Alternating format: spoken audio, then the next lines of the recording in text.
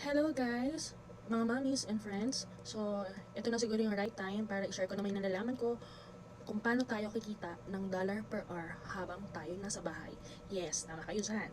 Dolyares kada oras. So, ano nga ba yun? Ito po yung tinatawag na freelance or freelancing job. So, ano ba nga ba yung freelance or freelancing?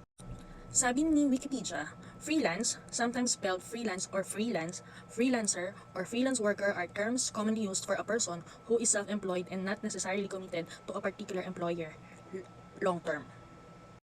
Kapag isa kang freelancer, tinatawag kang independent contractor. Meaning, hindi ito yung employee-employer relationship na nakasanayan na natin dito o na-experience na natin ditong trabaho sa Pinas.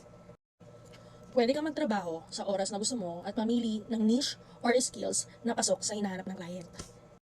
Kapag freelancer ka, sa'yo naka-base kung magkano yung pwede mong maging rate sa isang client. It's either per hour mo siya sisingilin or fixed rate.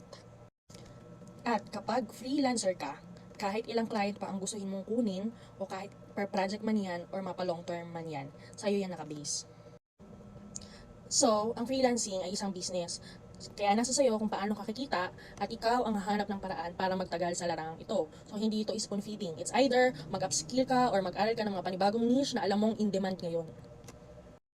Malaki ang mababago sa buhay mo basta masipag ka lang at malaki ang maitutulong sa'yo lalo na sa financial.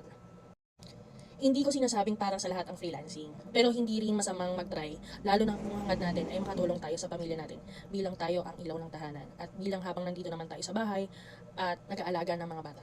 So, abang-abang kayo sa susunod na video ko, i-discuss naman natin kung ano-ano ba yung mga pwede nating maging trabaho kapag ikaw ay isang freelancer. Bye-bye!